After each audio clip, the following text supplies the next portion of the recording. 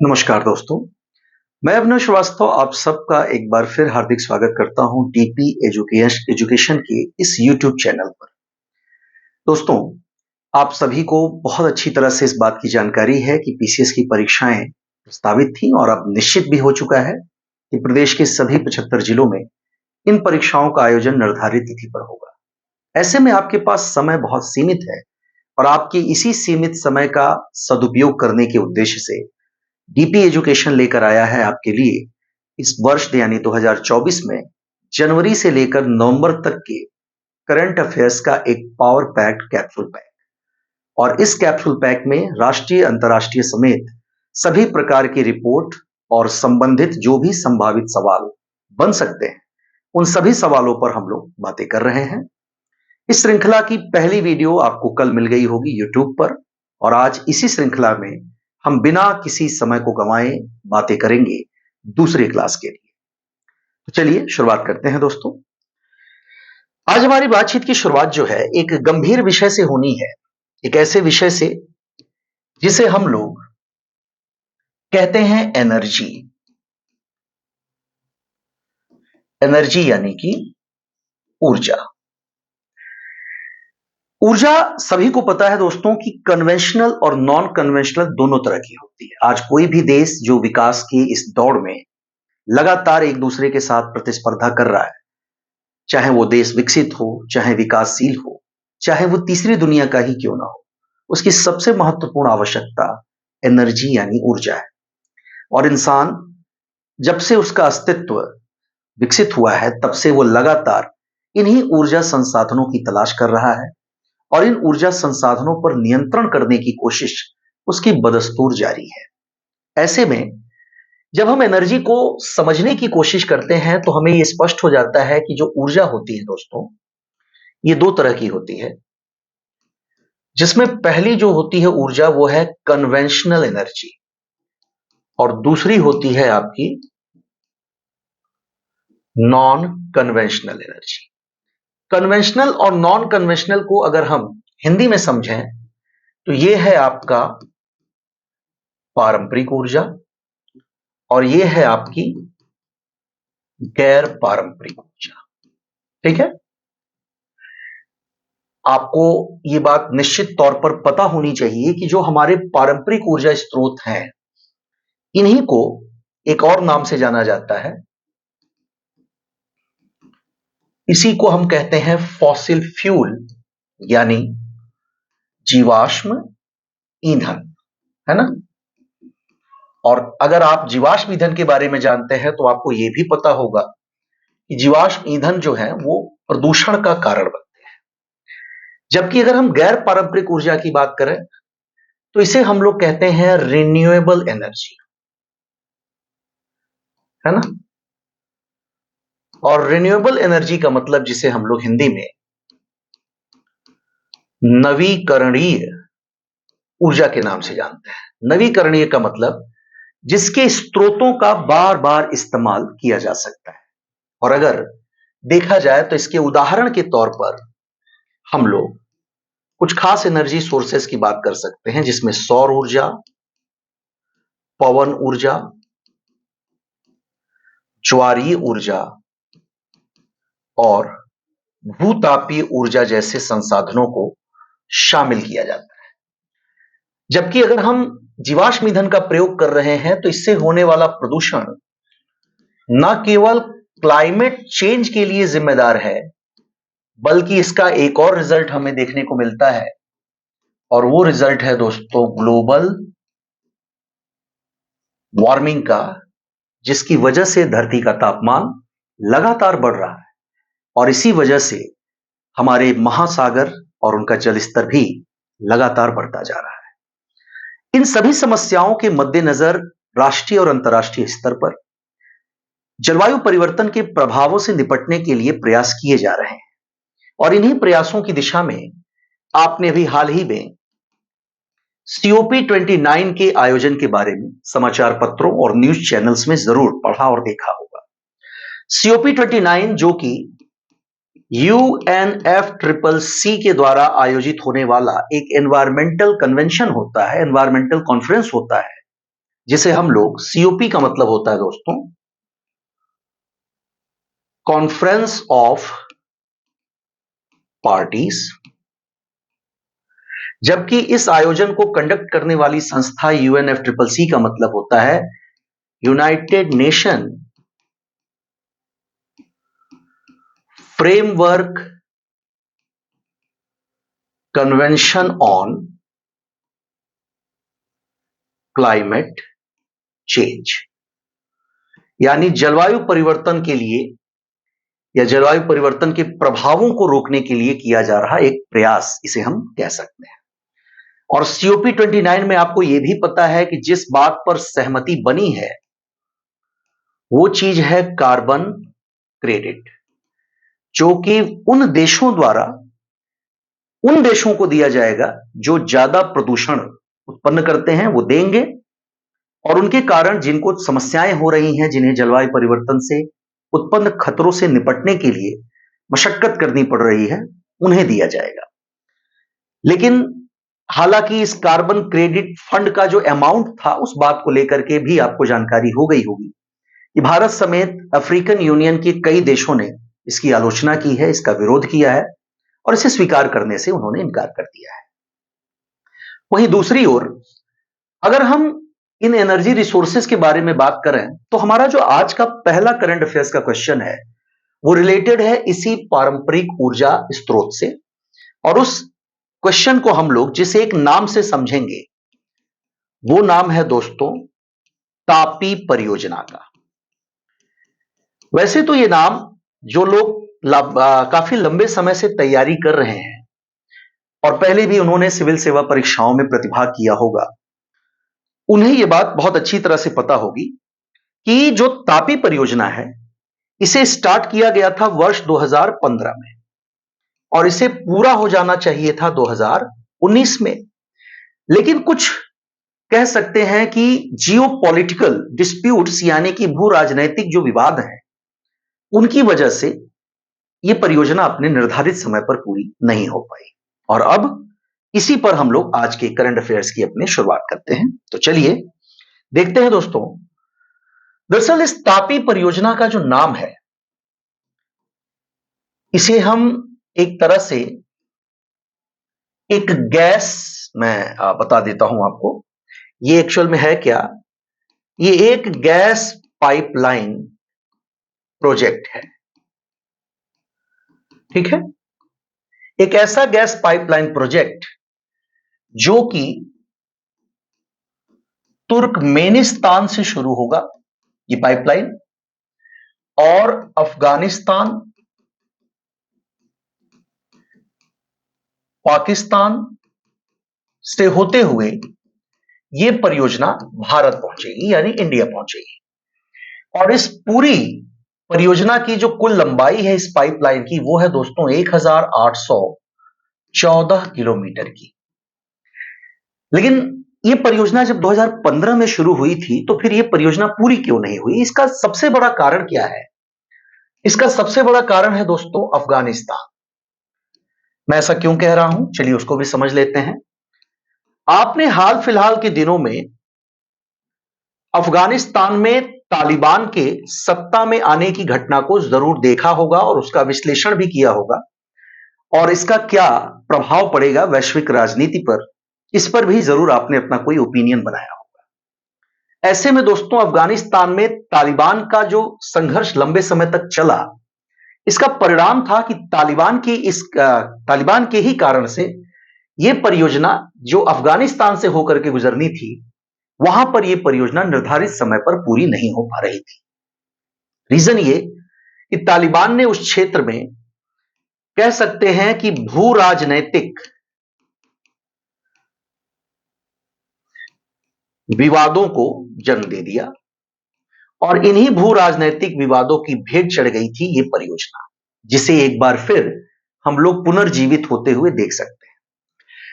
है क्या दोस्तों कि अफगानिस्तान और पाकिस्तान से होते हुए भारत आने वाली ये 1814 किलोमीटर लंबी गैस पाइपलाइन जो परियोजना है ये शुरू होती है तुर्कमेनिस्तान से। ऐसा इसलिए क्योंकि तुर्कमेनिस्तान में माना जा रहा है कि करीब 16 से लेकर और 36 trillion cubic metre natural gas के भंडार है और इसी गैस भंडार का उपभोग करने के लिए, इसका कंज्यूम करने के लिए इसे जो भारत सरकार है वो इन दोनों देशों के साथ मिलकर इस परियोजना का संचालन कर रही है। 16 से 36 trillion cubic metre gas pipe जो सोर्सेस हैं वहां पर, इनमें से सालाना स्तर पर 33 बिलियन, ध्यान दीजिएगा दोस्तों, 33 बिलियन क्यूबिक मीटर गैस का आयात जो है वो भारत द्वारा या इस पाइपलाइन परियोजना द्वारा किया जाना है। और इस पाइपलाइन परियोजना में अब जाकर के यानी तालिबान ने, जो कि अभी हमारे विदेश मंत्री एस जयशंकर के साथ तालिबान सरकार का गठन होने की बात अफगानिस्तान में जो द्विपक्षीय वार्ता हुई और जिसमें वहां के डिप्लोमेट्स के साथ हमारे विदेश मंत्री की और हमारे राजनयिकों की जो मुलाकातें हुई, उसकी वजह से हम ये सहमति बनाने में सफल रहे हैं कि तालिबान अपने हिस्से की इस पाइपलाइन परियोजना में 10 बिलियन डॉलर का निवेश करने के लिए तैयार हो गया है। यानी इतना वो इसमें क्या करेगा दोस्तों, इन्वेस्ट करेगा, जिससे इस पाइपलाइन परियोजना को गति मिलेगी। दूसरी बात, 1814 किलोमीटर लंबी इस गैस पाइपलाइन परियोजना को, ध्यान देने वाली बात है कि अफगानिस्तान में ही ये बाधित था, लेकिन इस परियोजना में तुर्कमेनिस्तान से जब हम चलेगी, जब ये गैस पाइपलाइन आगे बढ़ती है परियोजना, तो अफगानिस्तान और पाकिस्तान से होते हुए यह भारत पहुंचती है। इसलिए इसका एक नाम और भी है, इसी को हम लोग अफगानिस्तान या फिर ये न कहकर आप इसे trans Afghanistan gas pipeline project के नाम से भी हम जानते हैं। यह ध्यान रखिएगा, यह भी उसका एक नाम है। यानी इसे क्या कहा जा सकता है, एक तो इसका नाम है तापी परियोजना और दूसरा नाम ट्रांस अफगानिस्तान पाइपलाइन प्रोजेक्ट भी इसे बोला जाता है। और सबसे बड़ी बात जो इस पूरे प्रोजेक्ट में है कि जितना ये 33 बिलियन सालाना आयात किया जाएगा, यानी प्रतिवर्ष जो आयात किया जाएगा, इस गैस को खरीदेंगे पाकिस्तान, भारत और अफगानिस्तान तीनों, जो किया जाएगा कहां से आयातित, तुर्कमेनिस्तान से। तो इसमें जो मेन स्टैंड क्वेश्चन का बन सकता है वो ये भी है कि पाकिस्तान, अफगानिस्तान और इंडिया कुल आयातित गैस का कितना प्रतिशत खरीदने के लिए सहमत हैं या फिर इसको इस्तेमाल करने के लिए वो तैयार है।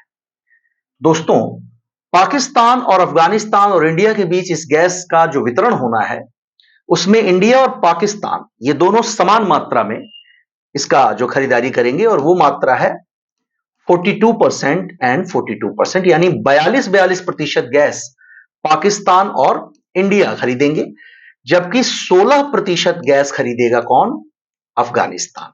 ये बात आपको यहां पर ध्यान रखनी है, क्योंकि आज के दौर में जैसा मैंने आपको बताया कि कोई भी देश तभी जो है विकसित हो सकता है, तभी वो बेहतर प्रदर्शन कर सकता है जब उसकी सभी ऊर्जा आवश्यकताएं पूरी हो रही हैं। और इन्हीं ऊर्जा आवश्यकताओं को पूरा करने के लिए आप लोग एक और संगठन का नाम जानते हैं, जिसे हम लोग ONGC के नाम से जानते हैं। इसी को oil and natural gas corporation भी कहा जाता है। ये बात भी ध्यान रखिएगा कि अगर वो पूछता है कि तापी परियोजना का संचालन कौन कर रहा है, तो आपका आंसर होगा ONGC, जो है भारत की ओर से जो सार्वजनिक क्षेत्र की एक पेट्रोलियम कंपनी है, नेचुरल गैस कंपनी है, वो इस परियोजना का संचालन कर रही है। और तालिबान द्वारा इसमें कितने रुपए का निवेश किया जाना है, तो 10 बिलियन डॉलर का इसमें निवेश किया जाना है। किसके प्रयासों की वजह से या किसकी वजह से ये पाइपलाइन प्रोजेक्ट समय पर पूरा नहीं हो पाया, तो अफगानिस्तान में तालिबान द्वारा जो भू राजनीतिक विवाद की स्थिति निर्मित की गई, इसकी वजह से यह परियोजना समय पर पूरी नहीं हो पाई। और जो आयातित होगा गैस उसमें पाकिस्तान 42%, इंडिया 42%, जबकि अफगानिस्तान 16% गैस की खरीदारी करेंगे। इस पूरे पाइपलाइन परियोजना की अगर कुल लंबाई की बात की जाए तो 1814 किलोमीटर लंबी ये पूरी परियोजना है। और इस परियोजना में तुर्कमेनिस्तान में जो गैस के भंडार है उसकी अगर बात होगी तो वो 16 से लेकर 36 ट्रिलियन क्यूबिक मीटर तक ये भंडार है, जबकि जो आयात होना है वो 33 बिलियन क्यूबिक मीटर प्रति वर्ष का आयात होना है। और इसका अगर एक और नाम पूछा गया तो ट्रांस अफगानिस्तान पाइपलाइन प्रोजेक्ट के नाम से भी हम लोग इसे बुलाते हैं। ठीक है, तो चलिए ये रही हमारी पहली बात। आगे बढ़ते हैं, दूसरे सवाल की ओर चलते हैं दोस्तों। बात करते हैं एक खास शब्द की, और वो शब्द क्या है? वो शब्द है दोस्तों high seas. High seas actual में इसे उच्च समुद्र कहते हैं। अब उच्च समुद्र निश्चित तौर पर आपके लिए एक सवाल हो गया कि उच्च समुद्र का मतलब क्या होता है। तो एक्चुअल में मैं जिस करंट के क्वेश्चन पर आपसे डिस्कस कर रहा हूं इस समय अपने इस दूसरे न्यूज में, उस पूरी परियोजना को अगर हम कहें तो इसे हम लोग उच्च समुद्र संधि के नाम से बुलाते हैं। क्या बुलाते हैं दोस्तों? इसे कहा जाता है हाई सीज ट्रीटी। ये नाम हम लोग इसके लिए यूज करते हैं। क्या है हाई सीज ट्रीटी? चलिए समझा जाए। देखिए दोस्तों, अगर हम भारत के इस प्रायद्वीपीय क्षेत्र की बात करें तो आपको पता है कि ये हमारी जो है भौगोलिक सीमा है। कैसी सीमा है ये हमारी भौगोलिक सीमा है। और इस भौगोलिक सीमा से समुद्र में अगर देखा जाए तो ये जो एरिया नजर आ रहा है, ये दूरी करीब 12 नॉटिकल मील तक होती है, जिसे हम अपनी भौगोलिक सीमा के अंतर्गत ही काउंट करते हैं। जबकि यहां से 200 नॉटिकल मील तक का ये जो दूरी होती है समुद्र में, इसे कहा जाता है EEZ। और EEZ का क्या मतलब होता है? EEZ का मतलब होता है एक्सक्लूसिव इकोनॉमिक जोन, या इसी को अनन्य आर्थिक क्षेत्र के नाम से भी हम लोग बुलाते हैं। ठीक है, ये बात ध्यान रखना है। अब इस अनन्य आर्थिक क्षेत्र की बात करें तो सभी देशों के लिए करीब 200 नॉटिकल मील का, कितने नॉटिकल मील का? 200 नॉटिकल मील का जो ये एरिया है, इसी एरिया को जो भौगोलिक सीमा से समुद्र में 200 नॉटिकल मील की दूरी तक विस्तृत होता है, इसी को हम एक्सक्लूसिव इकोनॉमिक जोन या कहीं कहीं एक्सट्रीम इकोनॉमिक जोन के नाम से भी हम लोग बुलाते हैं। अब आप समझ सकते हैं कि इसका क्या संबंध है। देखते हैं दोस्तों, इस पूरे क्षेत्र को छोड़ दिया जाए तो आज की तारीख में अगर मान लीजिए पूछता है कि कितना समुद्री क्षेत्र ऐसा है जो किसी के नियंत्रण में नहीं है, या जहां पाए जाने वाले संसाधनों पर कोई भी देश अपना दावा नहीं कर सकता, तो वर्तमान में इस सभी जलीय क्षेत्र को छोड़ करके जो शेष समुद्री क्षेत्र है हमारी पृथ्वी का, उसी को कहते हैं दोस्तों हाई सीज या उच्च समुद्र। और वर्तमान में संपूर्ण जलीय क्षेत्र का करीब 64% जो है, यानी 64%, वो हाई सीज का एरिया है। और इसी हाई सीज में पाई जाती है सबसे ज्यादा मरीन बायोडायवर्सिटी, है ना। यानी इसी को हम लोग दोस्तों हिंदी में सामुद्रिक जैव विविधता के नाम से हम लोग जानते हैं। ठीक है, ये ध्यान रखिएगा, इसी को हम लोग क्या कहते हैं? सामुद्रिक जैव विविधता। और इसी सामुद्रिक जैव विविधता को संरक्षण देने के लिए हमारे देश में या अंतर्राष्ट्रीय स्तर पर कौन सा संधि किया जा रहा है? इसी का नाम है उच्च समुद्र संधि या हाई सीज एग्रीमेंट। ठीक है, ये बात याद रखिएगा। यहां एक बात और मैं आपको समझा देना चाहूंगा कि ये जो एक्सट्रीम इकोनॉमिक जोन या एक्सक्लूसिव इकोनॉमिक जोन होता है, अगर ये किसी देश की भौगोलिक सीमा के 200 नॉटिकल मील के दायरे में है, तो यहां पर जो भी रिसोर्सेस पाए जाएंगे, जो भी संसाधन पाए जाएंगे, वो सारे संसाधन उसी देश के होते हैं। ठीक है, ये भी याद रखना होगा। और शायद यही कारण है कि अभी हाल के दिनों में भारत समेत दुनिया के कई देशों ने उनके एक्सट्रीम इकोनॉमिक जोन या एक्सक्लूसिव इकोनॉमिक जोन की सीमा को बढ़ाने का आग्रह किया है यूनाइटेड नेशन से संबंधित उन संगठनों के साथ जो इंटरनेशनल मरीन बायोडायवर्सिटी के संरक्षण का काम करते हैं। रीजन ये कि समुद्र का जो तली होती है, जिसे हम सागर नित्तल कहते हैं, उसी को एक और नाम से जाना जाता है, उसे हम लोग सी बेड कहते हैं। और सी बेड का प्रबंधन जो संस्था करती है उसे इंटरनेशनल सी बेड अथॉरिटी के नाम से भी हम लोग जानते हैं। ठीक है, यह संस्था क्या करती है कि वो समुद्र नित्तल में जो खनिज संसाधन है उनके उत्खनन के लिए अनुमति प्रदान करने का जो कार्य है वो उसी का है। और अभी भारत को हिंद महासागर के अपने एक्सक्लूसिव इकोनॉमिक जोन में खनिज के भारी भंडारों का पता चला, जिसे हम लोग पॉलीमेटेलिक नोड्यूल्स के नाम से भी जानते हैं। ठीक है, ये याद रखिएगा। और इसी पॉलीमेटेलिक नोड्यूल्स का खनन करने के लिए भारत ने अपने एक्सक्लूसिव इकोनॉमिक जोन को और विस्तार देने का आग्रह इस संगठन से किया है, जिस पर फिलहाल अभी कोई सहमति बनती नजर नहीं आ रही है। लेकिन अब जबकि ये उच्च समुद्र संधि हो ही गई है, तो इसे हम लोग इंटरनेशनल बायोडायवर्सिटी या फिर मरीन बायोडायवर्सिटी के संरक्षण के लिए किए जा रहे एक प्रयास के तौर पर देख सकते हैं। और याद रखिए कि ये मूल रूप से समुद्र से जुड़े उन संसाधनों की बात करता है जो इस क्षेत्र में पाए जाते हैं। तो याद रखें, तो उच्च समुद्र में यानी हाई सीज में जो भी रिसोर्सेज होंगे खनिजों के या किसी भी प्रकार के, उस पर कोई भी देश क्लेम नहीं कर सकता, यानी कोई भी देश अपना दावा नहीं कर सकता। और अगर आपसे पूछता है कि इसका रीजन क्या है, किस कारण से यह किया गया है, तो इसका एक ही आंसर दिया जाना चाहिए, और वो है सामुद्रिक जैव विविधता के संरक्षण के लिए, यानी for the conservation of marine biodiversity presence in high seas area, जो कि टोटल समुद्री क्षेत्र का कितना प्रतिशत है? 64%, यानी कि 64% है। ठीक है दोस्तों, याद रखेंगे। और अगर इसमें सवालों की बात की जाए तो आपसे पहला सवाल पूछा जा सकता है कि उच्च समुद्र क्या होता है, ये भी आप जानते हैं।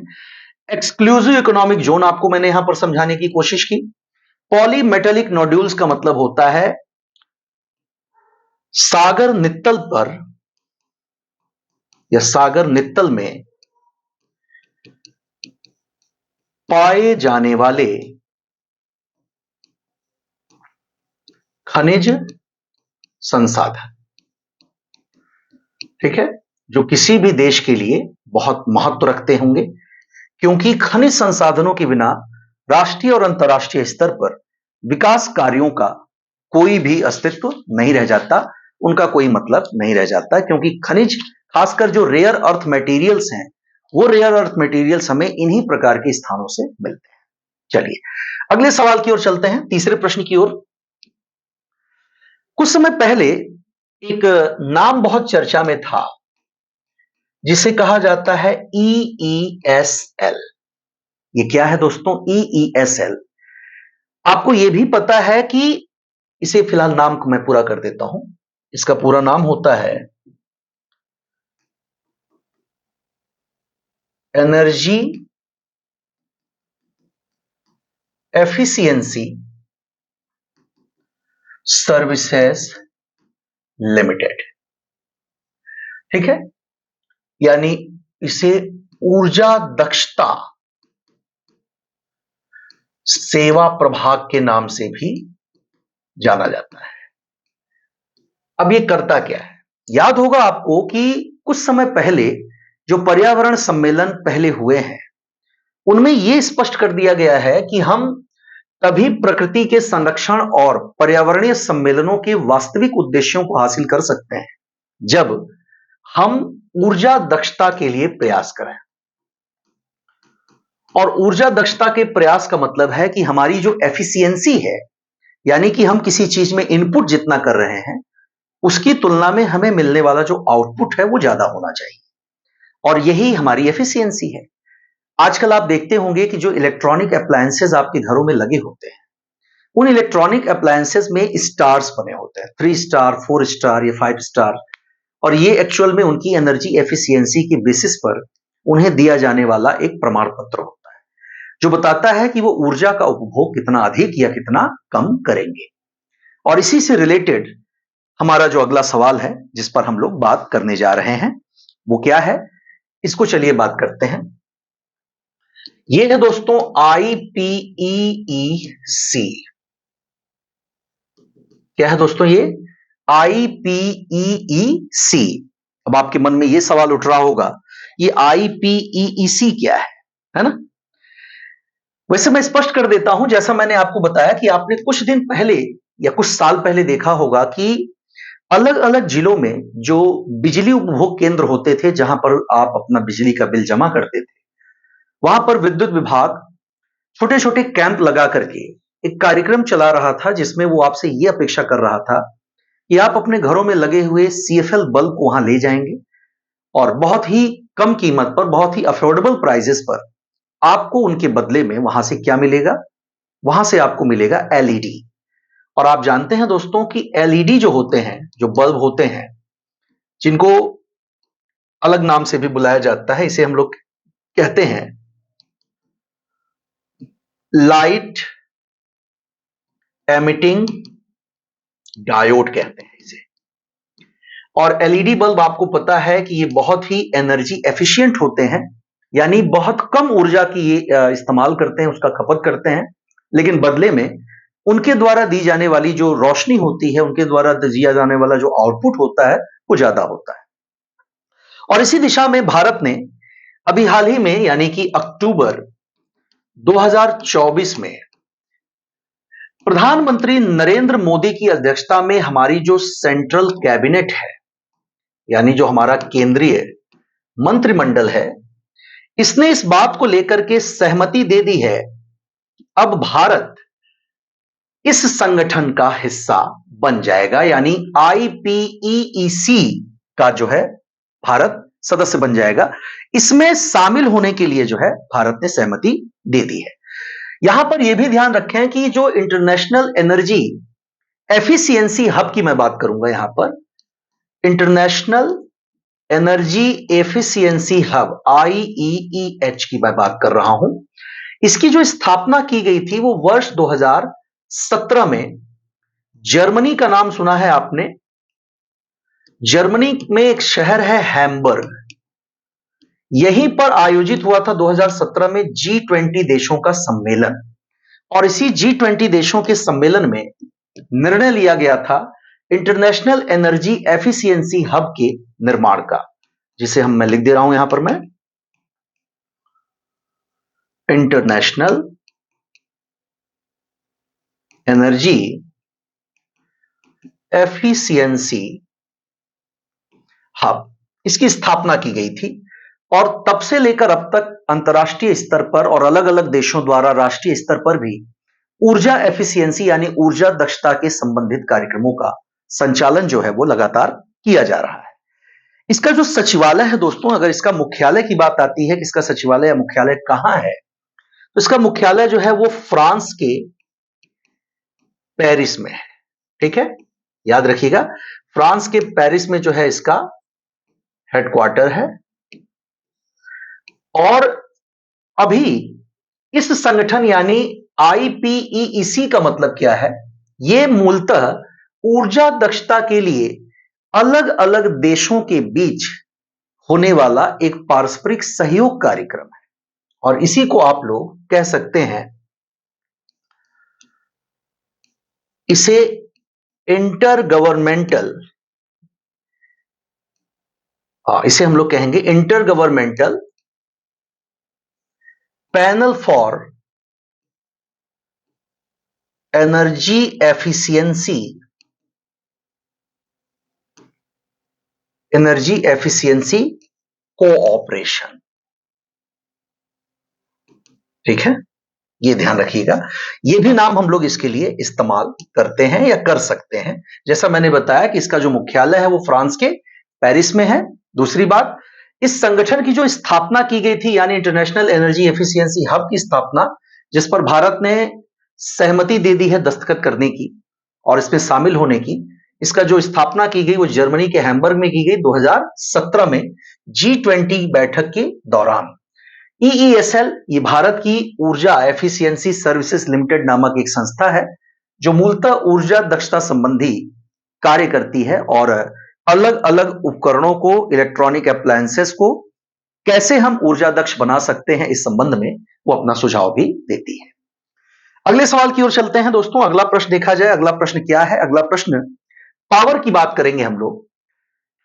भारत की बात जहां तक आती है तो राष्ट्रीय और अंतर्राष्ट्रीय स्तर पर कभी भी भारत को किसी प्रकार की ऐसी आलोचना का सामना नहीं करना पड़ा जिसमें यह कहा जाए कि भारत अपने अधिकार, अपनी शक्ति का प्रयोग किसी दूसरे देश को नुकसान पहुंचाने, उसकी संप्रभुता को नुकसान पहुंचाने के लिए कर रहा हो या किया हो। कभी पिछले 5000 सालों के भारतीय इतिहास में कहीं ऐसा उदाहरण देखने को नहीं मिलता जहां भारत ने कभी किसी दूसरे देश की संप्रभुता का हनन किया हो या किसी पर हमला किया हो, बशर्ते हमने हमारे ऊपर हमला करने वाले हर संस्कृति को, हर सभ्यता को आत्मसात किया और वो कहीं ना कहीं इसी भारतीयता में गुम हो गई और उसकी अपनी जो विशिष्ट पहचान है वो खत्म हो गई। ये हमारी विशेषता है। ऐसे में अभी हाल ही में पावर को लेकर के जो वैश्विक स्तर पर संघर्ष हो रहे हैं, चाहे आप यूक्रेन और रशिया के बीच के संघर्ष के देखें, चाहे आप फिलिस्तीन और इजराइल के बीच के संघर्षों को देखें, इजराइल और ईरान के बीच के संघर्षों को देखें, इजराइल और लेबनान के उस प्रमुख आतंकी संगठन या चरमपंथी संगठन जिसे हम हिजबुल्लाह कहते हैं, उनके बीच के जो तनावपूर्ण माहौल बना रहा, जो हमले हुए एक दूसरे पर, उनको ही क्यों ना देखा जाए, तो ये सब कुछ ताकत का खेल नजर आता है जिसमें अमेरिका, रशिया, चाइना, ये देश भी कहीं ना कहीं अपने आप को सबसे ताकतवर साबित करने की कोशिश में लगातार लगे रहते हैं। और ऐसे में एक इंस्टीट्यूट का नाम बड़ा इंपॉर्टेंट हो जाता है जिसे लोवी इंस्टीट्यूट कहा जाता है। क्या है ये लोवी इंस्टीट्यूट दोस्तों? चलिए इसके बारे में बात करते हैं। दरअसल लोवी इंस्टीट्यूट जो है ये एक संगठन है जो एक रिपोर्ट जारी करता है जिसे हम लोग पावर इंडेक्स रिपोर्ट 2024 के नाम से जानते हैं। और ये रिपोर्ट जो आई है ये मूलतः जिस महाद्वीप के लिए है वो महाद्वीप एशिया है। दुनिया इस बात को बहुत अच्छी तरह से समझती है कि एशिया में ताकत की फिलहाल दो धुरी है, एक है आपकी चाइना और एक है हमारा भारत। लेकिन लंबे समय से अगर हम यूनाइटेड स्टेट्स की बात कर रहे हैं, अगर उनको हम समझ रहे हैं और आप अंतर्राष्ट्रीय संबंधों को समझते हैं, इस विषय को आपने पढ़ा है, तो आपको यह जरूर पता होगा कि लंबे समय से चाहे आप करें लीबिया की, चाहे आप बात करें सीरिया की, चाहे आप बात करें आपके इराक की, तो इन सभी देशों में अमेरिका ने हमेशा से अपनी शक्ति को प्रदर्शित करने और स्थानीय राजनीति में हस्तक्षेप करने की उसकी जो प्रवृत्ति रही है, इसका प्रदर्शन वो हमेशा करता रहा है। और शायद यही कारण है कि रूस के साथ भी उसके संबंधों को हम तनावपूर्ण देखते हैं, क्योंकि रशिया और अमेरिका के बीच शक्ति को लेकर के हमेशा से खींचतान लगी रही है। जैसे कि अभी भी आप देख रहे होंगे कि रशिया और यूक्रेन के बीच की लड़ाई में अगर यूक्रेन जैसा छोटा सा देश रूस जैसे इतने विशाल और इतने शक्तिशाली देश के सामने अब तक टिका रहा, तो इसमें कहीं ना कहीं उसे मिलने वाला अमेरिकी सहयोग है, यूरोपियन कंट्रीज का सहयोग है, जो हथियारों के स्तर पर, रुपए के स्तर पर, सैन्य क्षमताओं के स्तर पर किया जा रहा है, उसी की वजह से वो अब तक रूस के सामने टिका हुआ है। तो ऐसे में ये जो इंडेक्स रिपोर्ट आई है, जिसे हम एशिया पावर इंडेक्स रिपोर्ट कह रहे हैं, ये बहुत इंपॉर्टेंट हो जाती है, बहुत महत्वपूर्ण हो जाती है कि आखिरकार इसका मतलब क्या है और ऐसा क्यों है। देखिए, सबसे बड़ी चीज दोस्तों कि इस एशिया पावर इंडेक्स रिपोर्ट में जितने भी शक्तिशाली देश हैं एशिया महाद्वीप में मौजूद हैं या उसके आसपास, उस रिपोर्ट में जिन देशों को सबसे शक्तिशाली बताया गया उनकी 3 श्रेणियां बनाई गई हैं, जिसमें फर्स्ट, सेकंड एंड थर्ड। जिसमें अगर प्रथम श्रेणी की हम बात कर रहे हैं कि फर्स्ट जो श्रेणी है वो किनकी है, तो दोस्तों इसमें महाशक्ति, मध्यम स्तर की शक्ति और लघु शक्ति के रूप में इसको आइडेंटिफाई किया जा रहा है। तो महाशक्ति को हम पहले नंबर पर रख रहे हैं, मध्यम दर्जे की शक्ति, और तीसरे में लघु स्तर पर शक्तिशाली देशों की बात आ रही है। दुनिया इस बात को बहुत अच्छी तरह से जानती है कि जब भी बात शक्ति की आती है और दुनिया के सबसे शक्तिशाली देश की हम लोग बात करते हैं, तो दुनिया के सबसे शक्तिशाली देश में जो नाम हम लोग सबसे ऊपर देखते हैं दोस्तों, उसमें जिस देश का नाम आता है वो है आपका यूनाइटेड स्टेट्स ऑफ अमेरिका। यानी इस सूचकांक में अमेरिका को जो स्थान मिला है वो पहला मिला है। और दूसरे नंबर पर हम यहां देखेंगे चाइना को। यानी अमेरिका और चाइना, इन दो कंट्रीज को एशिया में महाशक्ति का जो है दर्जा दिया जा रहा है। किसके अनुसार? लोवी इंस्टीट्यूट द्वारा जारी रिपोर्ट के अनुसार, जिसका नाम आपके सामने है दोस्तों, एशिया पावर इंडेक्स रिपोर्ट 2024।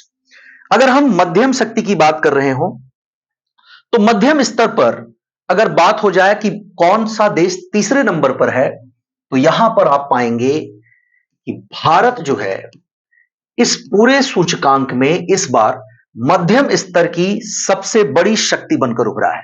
यानी कि भारत जो है वो तीसरे स्थान पर है।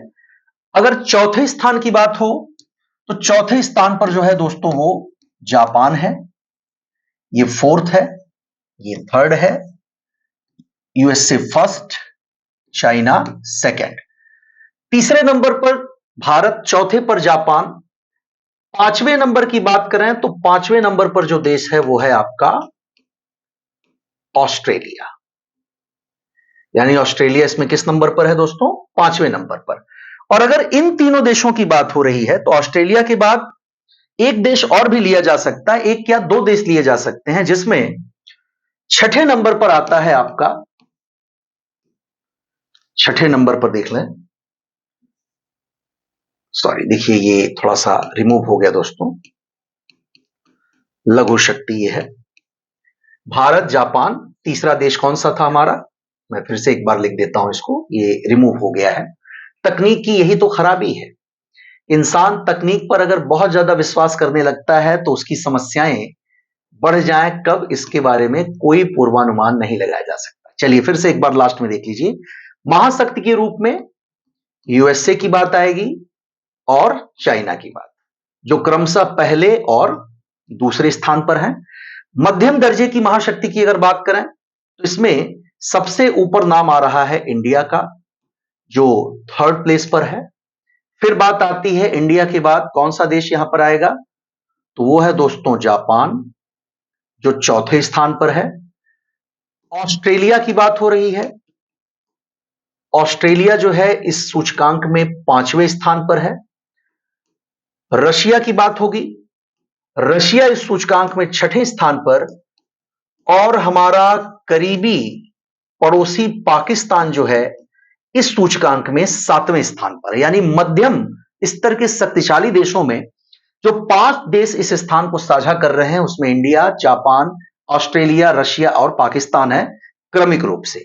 जबकि महाशक्तियों में हम अमेरिका और चाइना को देखेंगे। इस रिपोर्ट को कौन सा इंस्टीट्यूट जारी कर रहा है? तो इस रिपोर्ट को जारी कर रहा है लोवी इंस्टीट्यूट, और यह रिपोर्ट किस नाम से जानी जाएगी? तो इसे एशिया पावर इंडेक्स रिपोर्ट हम कह रहे हैं। अब बात आ रही है कि लघु शक्ति कौन है। तो देखिए दोस्तों, लघु शक्ति में कई छोटे छोटे देश हैं हमारे, और उन छोटे देशों में आप देखिए म्यांमार की बात आती है, इसी में भूटान की बात आती है, साथ साथ और भी अगर पड़ोसी देशों को देखें छोटे छोटे, जैसा मैंने कहा, तो श्रीलंका का भी इसमें नाम लिया जा सकता है, नेपाल भी इसी में है, और एक देश और है जिसे हम पापुआ न्यू गिनी के नाम से जानते हैं। ये सारे देश जो हैं ये संयुक्त रूप से इस सूचकांक में लघु शक्ति संपन्न देशों के रूप में चिन्हित किए गए हैं। इस रिपोर्ट की अगर महत्ता की बात हो कि इस रिपोर्ट का आखिरकार आज के समय में क्या महत्व है, तो देखिए दोस्तों, पूरे एशिया पैसिफिक क्षेत्र में, पूरे एशिया पैसिफिक क्षेत्र की मैं बात कर रहा हूं, इस पूरे एशिया पैसिफिक क्षेत्र में कुल 27 देश ऐसे हैं जिन्हें इस सूचकांक में शामिल किया गया है। और ऐसे में भारत का इस पूरे सूचकांक में तीसरे नंबर पर होना अपने आप में बहुत बड़ी बात है, और यह दर्शाता है कि कहीं ना कहीं अंतरराष्ट्रीय संगठन भी भारत की बढ़ती हुई भूमिका, भारत के बढ़ते हुए कद को स्वीकार करने के लिए मजबूर है, उसको समझने के लिए वो मजबूर है। आगे बढ़ते हैं अगले सवाल की ओर। ये बहुत छोटा सा पॉइंट था लेकिन ये इंपॉर्टेंट है, ये ध्यान रखिएगा। महाशक्ति के रूप में अमेरिका और चाइना पहले दूसरे नंबर पर। रिपोर्ट कौन जारी करता है? तो लोवी इंस्टीट्यूट ने इस रिपोर्ट को जारी किया, और रिपोर्ट का नाम क्या है? तो एशिया पावर इंडेक्स रिपोर्ट है। कुल कितने देश शामिल हैं? एशिया के और पैसिफिक क्षेत्र के 27 देश इसमें शामिल हैं, जबकि इंडिया तीसरे, जापान चौथे, ऑस्ट्रेलिया पांचवें, रशिया छठे और पाकिस्तान सातवें नंबर पर। लघु शक्ति में Myanmar, Bhutan, Sri Lanka, Nepal, Papua New Guinea जैसे छोटे छोटे देशों को इसमें रखा गया है। ठीक है, चलिए अगले सवाल की ओर चलते हैं। अगला जो हमारा सवाल है उसको देखें। इसे कहा जा रहा है UN summit of the future. देखिए, यूएन की जब भी बात आती है तो हम लोग बहुत अच्छी तरह से समझ जाते हैं कि बात यहां पर एक्चुअल में यूनाइटेड नेशन की हो रही है। और यूनाइटेड नेशन का मतलब है आपका संयुक्त राष्ट्र। आपको यह पता है दोस्तों कि वर्ष 1945 में द्वितीय विश्व युद्ध की समाप्ति के बाद अंतरराष्ट्रीय संगठनों ने और कई बड़े देशों ने यह प्रयास किया कि ऐसी स्थिति जिसकी वजह से द्वितीय विश्व युद्ध हुआ, जिसकी वजह से जन धन की भारी हानि हुई, एक कह सकते हैं कि अप्रत्याशित और इतनी बड़ी हानि जिसकी भरपाई फिलहाल मुश्किल थी उस समय, इस तरह की कोई घटना दोबारा से ना हो, और इसी के लिए स्थापना की गई थी संयुक्त राष्ट्र की। हालांकि वो अलग विषय है कि संयुक्त राष्ट्र वर्तमान में अपने स्थापना के उद्देश्यों से कहीं विफल होता हुआ नजर आ रहा है, क्योंकि वर्तमान में जो वैश्विक परिदृश्य हम लोग देख रहे हैं, जिसमें चाहे अगर हम लोग बात करें रशिया यूक्रेन वाले युद्ध की, चाहे फिर इजराइल और फिलिस्तीन वगैरह के युद्ध की, तो ये बताता है, ये दर्शाता है कि संयुक्त राष्ट्र में सुधार की जरूरत है। यहां तक कि यूनाइटेड नेशन की सिक्योरिटी काउंसिल में यानी सुरक्षा परिषद में भारत की स्थायी सदस्यता के लिए बहुत सारे देश लंबे समय से बातें कर रहे हैं, आवाजें उठा रहे हैं। लेकिन आप इस बात को भी जानते हैं कि चाइना अपने वीटो पावर का इस्तेमाल करता है और बार बार वो भारत को इससे बाहर कर देता है, यानी कि वो उसे स्थायी सदस्यता प्राप्त करने नहीं दे रहा है। ऐसे में यूनाइटेड नेशन की जनरल असेंबली की जो बैठक है, जिसे हम यूएनजीए कहते हैं, यूएनजीए का पूरा मतलब क्या होता है? इसे कहा जाता है United nation general assembly. Hindi में अगर मैं इसका नाम लूं तो इसी को हम लोग कहेंगे भाई संयुक्त राष्ट्र महासभा। और करंट अफेयर्स की बात हो रही है तो मेरा सवाल आपसे यही है कि अभी हाल ही में संयुक्त राष्ट्र महासभा की बैठक का आयोजन कहां किया गया था? तो संयुक्त राष्ट्र महासभा की जो बैठक हुई है वो 79वीं बैठक थी, यानी 79th कॉन्फ्रेंस था, और इसे जो है आयोजित किया गया था अमेरिका के न्यूयॉर्क में, है ना? यानी अमेरिका के न्यूयॉर्क शहर में इस सम्मेलन का आयोजन किया गया, जिसमें शामिल होने के लिए भारत की ओर से, इंडिया की ओर से हमारे प्रधानमंत्री यानी कि प्रधानमंत्री नरेंद्र मोदी ने जो है वो भारत का प्रतिनिधित्व किया। और इसी यूएनजीए की बैठक में एक अलग से सम्मेलन हुआ जिसे हम लोग UN summit of the future के नाम से जान रहे हैं। UN summit of the future क्या है, यह भी जानना बहुत जरूरी है।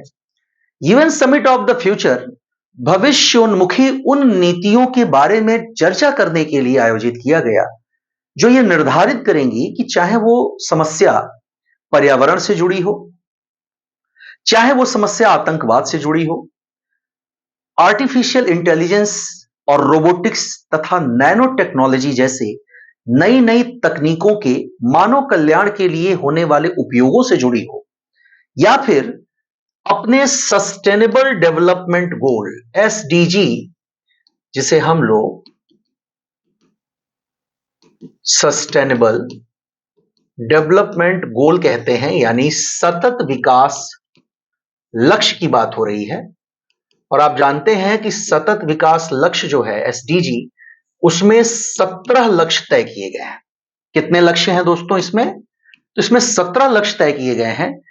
तो एसडीजी में निर्धारित लक्ष्यों को चाहे पूरा करने की ही बात क्यों ना हो, इन्हीं सारे उद्देश्यों से या इन्हीं के उद्देश्यों के लिए UN summit of the future का आयोजन न्यूयॉर्क में जो है किया गया, जहां पर भारतीय प्रधानमंत्री ने जब इस सम्मेलन को संबोधित किया तो उन्होंने वैश्विक संस्थाओं में सुधारों पर बल दिया कि संयुक्त राष्ट्र में चाहे सुरक्षा परिषद में निश्चित तौर पर सुधार किए जाने की जरूरत है, क्योंकि वैश्विक संस्थाओं में अगर सुधार नहीं होगा तो हम सभी जानते हैं कि वो संगठन अपनी स्थापना के उद्देश्यों से दूर होते चले जाएंगे, जैसा कि फिलहाल मैंने अभी यूनाइटेड नेशन के बारे में आपसे कहा।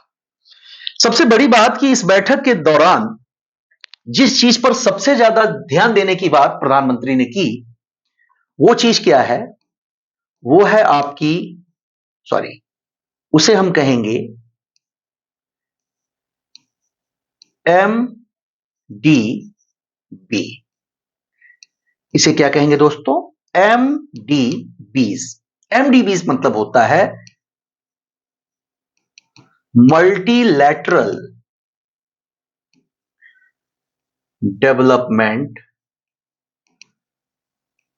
बैंक्स। ये होता है मतलब MDB का मल्टीलैटरल, यानी बहुपक्षीय विकास बैंक। बहुपक्षीय विकास बैंक की स्थापना पर भी और इनके संरचना में सुधार करने के लिए भी भारतीय प्रधानमंत्री ने इस सम्मेलन में मिले मंच का इस्तेमाल करने की कोशिश की, और निश्चित तौर पर यही इस समय की सबसे जरूरी चीज है। इस समय की सबसे बड़ी मांग जो है वो यही है दोस्तों। यहां मैं आपको यह भी स्पष्ट कर देना चाहूंगा कि पहले भी इस तरह के प्रयास हमारे द्वारा एडीबी के रूप में देखे जा सकते हैं, जिसे हम लोग एशियन डेवलपमेंट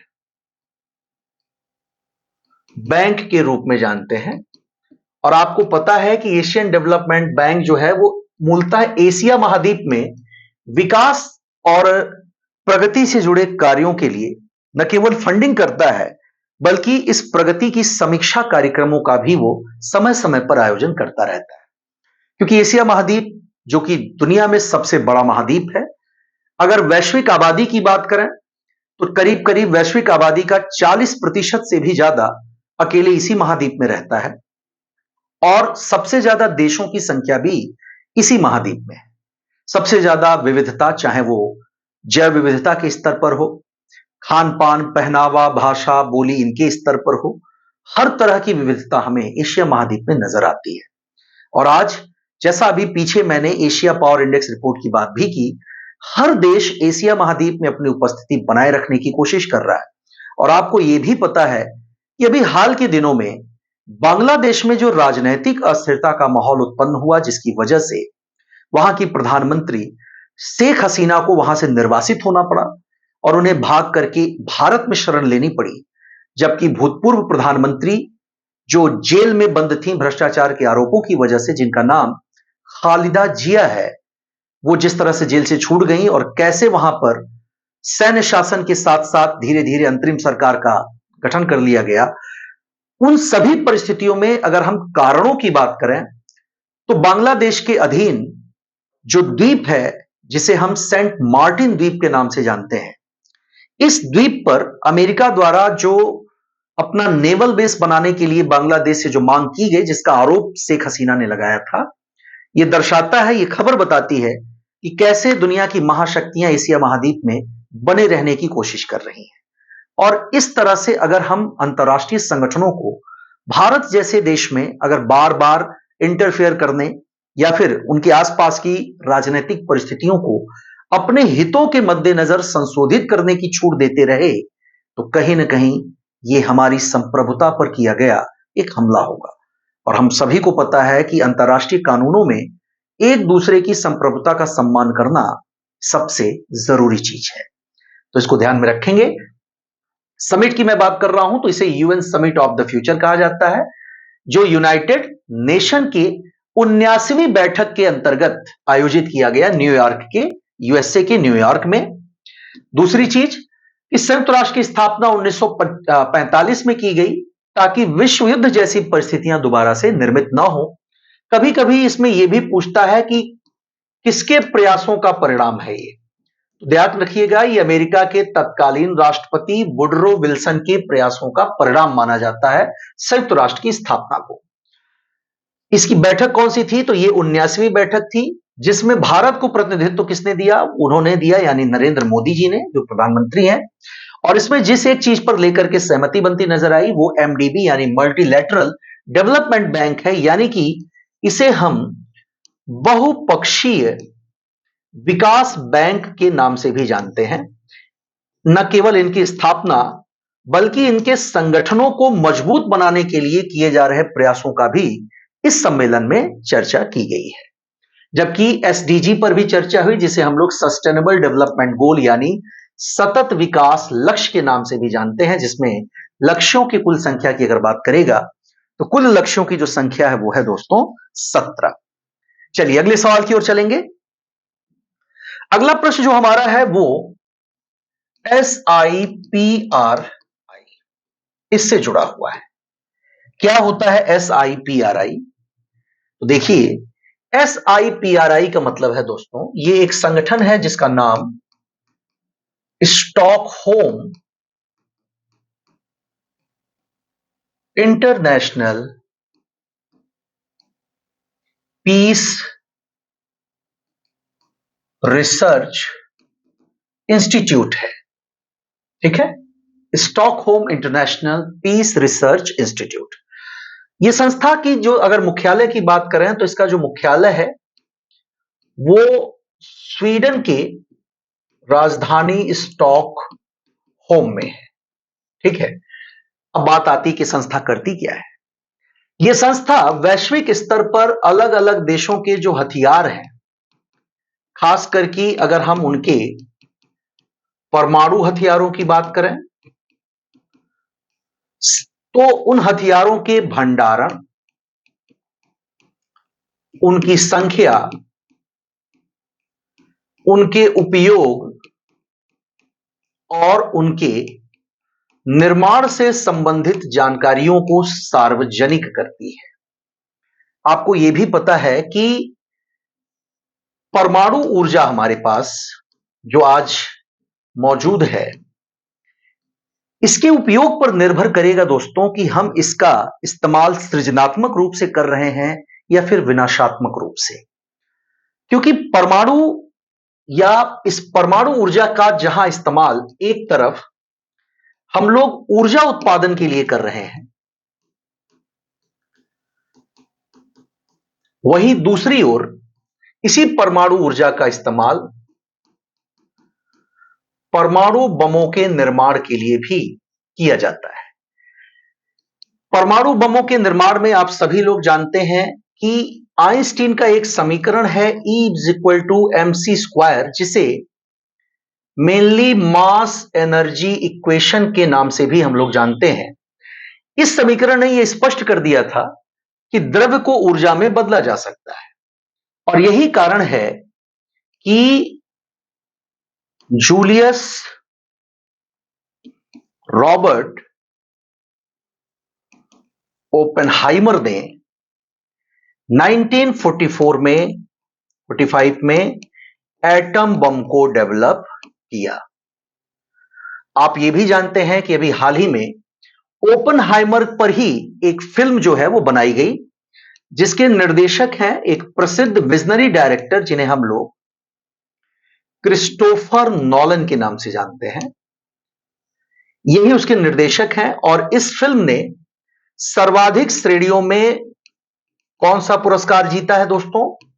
ऑस्कर पुरस्कार जो है इसको मिला है। यानी अपने ओपनहाइमर फिल्म को अपने कंटेंट, बेहतरीन प्रदर्शन और अपनी विषय वस्तु के लिए यह पुरस्कार दिया गया है।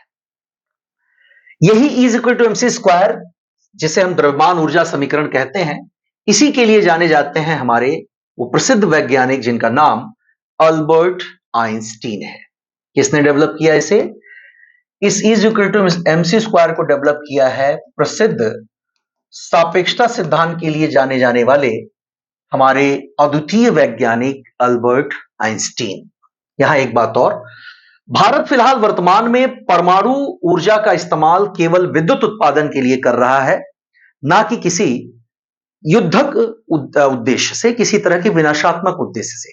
फिर भी सिप्री के द्वारा जारी की गई इस रिपोर्ट में यह स्पष्ट किया गया है कि इंडिया यानी भारत ने अभी परमाणु हथियारों की संख्या के मामले में पाकिस्तान को पीछे छोड़ दिया है।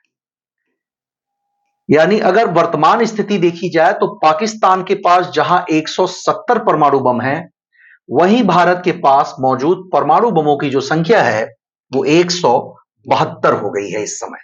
यानी हम इस मामले में आगे निकल चुके हैं दोस्तों। किस देश से? इस मामले में हम आगे निकल चुके हैं पाकिस्तान से। लेकिन फिर भी यह सवाल आपके लिए इंपॉर्टेंट हो सकता है कि इसमें कौन कौन से देश हैं जो शामिल हैं। तो देखिए, दुनिया में सबसे ज्यादा अगर परमाणु हथियारों की बात की जाए तो इस सूचकांक में पहले नंबर पर आता है यूनाइटेड स्टेट्स ऑफ अमेरिका, जिसके पास सबसे ज्यादा जो है वो परमाणु हथियार हैं। उसके बाद अगर बात करें तो दूसरे नंबर पर देश आता है, इसका नाम है रशिया। तीसरा देश अगर देखें तो वो है ब्रिटेन। चौथे नंबर पर आता है आपका फ्रांस। पांचवें नंबर पर आता है आपका चाइना। और अब छठवां स्थान मिला है भारत को। यानी भारत ने पाकिस्तान को पीछे छोड़ते हुए छठा स्थान हासिल कर लिया है परमाणु हथियारों की संख्या के मामले में, जबकि पाकिस्तान इस सूचकांक में 7वें स्थान पर मौजूद है। और जैसा मैंने कहा कि यह रिपोर्ट जो जारी की गई वो जारी की जाती है इसी संस्था द्वारा, यानी SIPRI, Stockholm International Peace Research Institute के द्वारा। एक बात जो मैं आपको और यहां पर मेंशन करना चाहूंगा, जो मुझे जरूरी समझ में आ रहा है, वो ये भी है कि अगर पिछले वित्त वर्ष की बात की जाए तो वर्ष 2023-24 में दुनिया में सबसे ज्यादा अगर हथियारों की खरीदारी करने की बात आएगी तो कौन सा देश सबसे ऊपर रहा? तो ध्यान दीजिएगा, हथियारों की खरीदारी के मामले में दुनिया में सबसे ज्यादा हथियार अगर किसी देश ने खरीदे हैं तो वो भारत है। हालांकि ये सुनने में बड़ा विरोधाभासी लगता है कि दुनिया का एक ऐसा देश जो सबसे अहिंसक देश के तौर पर जाना जाता है, जो महात्मा गांधी की अहिंसा और सत्य की नीतियों पर विश्वास करता है, जो बुद्ध और कृष्ण का देश है, जिसने अपने अब तक के 5000 साल के इतिहास में कभी किसी पर हमला नहीं किया, दुनिया के उस सबसे अहिंसक देश द्वारा सबसे अधिक हथियारों की खरीदारी की जाती है। संभवतः ये वर्तमान वैश्विक परिदृश्य और जो तनावपूर्ण राजनीतिक माहौल बना हुआ है उसमें अपने आप को सुरक्षित रखने के लिए हो सकता है कि भारत द्वारा अपनाई जा रही इस स्ट्रेटजी का हिस्सा हो। लेकिन बजाय कि अपने आप को किसी का शिकार आसानी से बनने देने, मुझे लगता है कि अपने आप को इतना सशक्त और मजबूत बनाकर रखना जरूरी है कि सामने वाला आप पर हमला करने की कोशिश या हिम्मत भी ना करे। तो समझिए, इसको लेकर अब आगे बढ़ते हैं, अगले सवाल की ओर चलते हैं। अगला प्रश्न जो हमारा है वो है दोस्तों एक खास संगठन से जुड़ा हुआ, जिसे हम लोग बिम्स्टेक के नाम से जानते हैं। देखिए, बिम्स्टेक क्या है, यह अपने आप में एक बड़ा सवाल हो सकता है। और इसकी यानी बिम्स्टेक में एक बैठक आयोजित की गई जिसे हम EPG कहते हैं। EPG क्या होता है? EPG का मतलब है एमिनेंट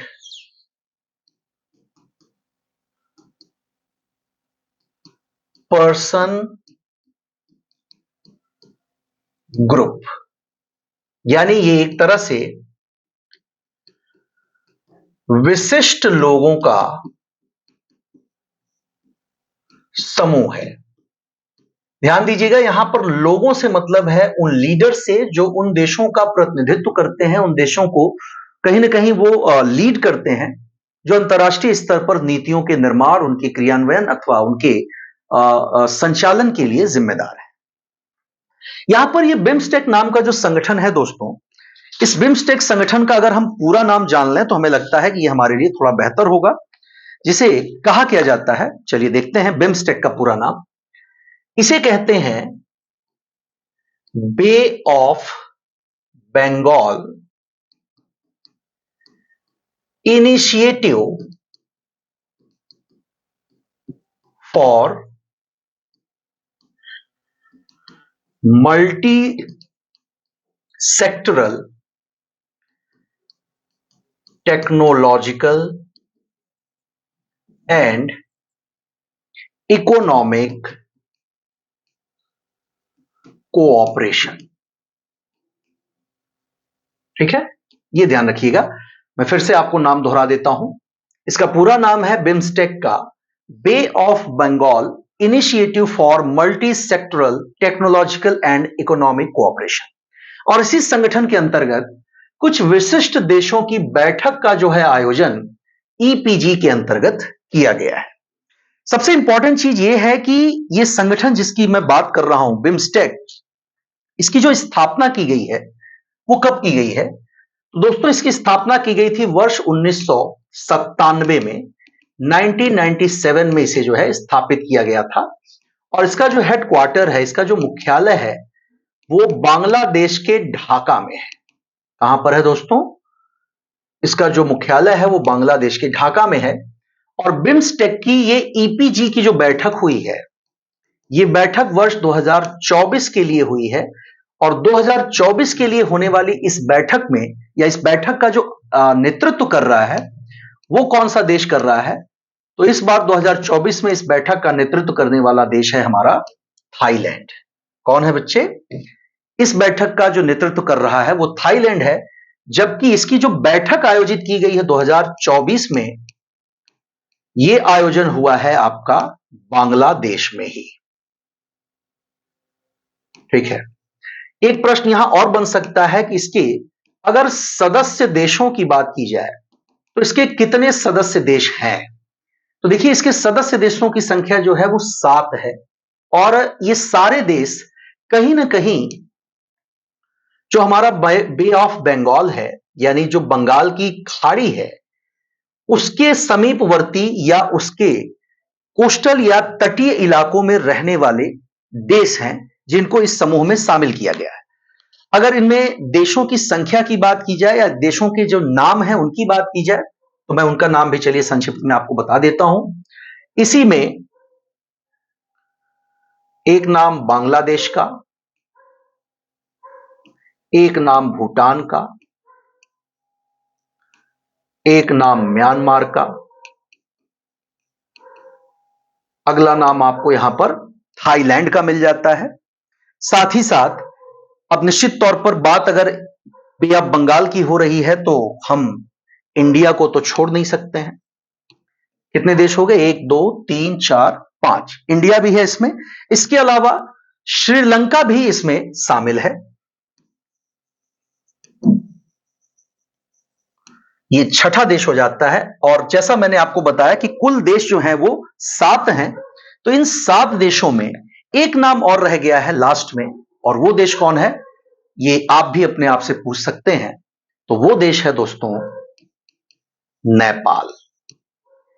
और ये हैं बिम्स्टेक के कुल 7 देश, जिसका नाम मैंने बताया, Bangladesh, Bhutan, Myanmar, Thailand, India, Sri Lanka और नेपाल।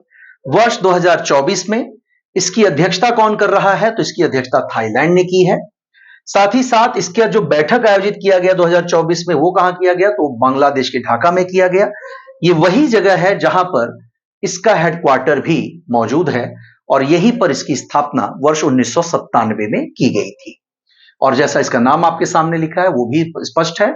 और इसी के ईपीजी यानी कि एमिनेंट पीपल्स ग्रुप या एमिनेंट पर्सन ग्रुप के बारे में भी हम कहते हैं, तो उसके बारे में भी हम लोग यहां पर बात कर रहे हैं। मैं उम्मीद करता हूं दोस्तों कि आज की हमारी आपकी जो बातचीत हुई है उसमें हम लोगों ने कल की तुलना में अधिक क्वेश्चंस पर चर्चा की। काफी मल्टी डायमेंशनल अप्रोच के साथ हमारी और आपकी बातचीत हुई है आज, और मैं उम्मीद करता हूं कि आज की वीडियो कल की वीडियो से भी कहीं ज्यादा आपके लिए उपयोगी है, और आप इस उपयोगी वीडियो का इस्तेमाल न केवल अपनी प्रगति के लिए करेंगे, बल्कि आप इस वीडियो को ज्यादा से ज्यादा लोगों तक पहुंचाएं, ज्यादा से ज्यादा लोगों को शेयर करें, ताकि हमारे और हमारी टीम के इस प्रयास का जो परिणाम है वो आपके साथ साथ उन सभी अभ्यर्थियों को भी मिल सके जो बहुत शिद्दत के साथ अपनी कामयाबी की कोशिश कर रहे हैं।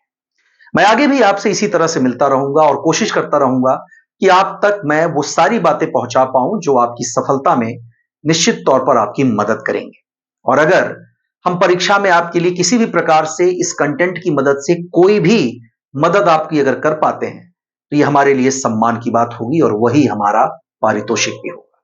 तो तब तक के लिए दोस्तों अपना ख्याल रखिए, स्वस्थ रहिए, सुरक्षित रहिए, और मेहनत का कोई विकल्प नहीं है, इसलिए सबसे ज्यादा भरोसा खुद पर और अपनी मेहनत पर करिए।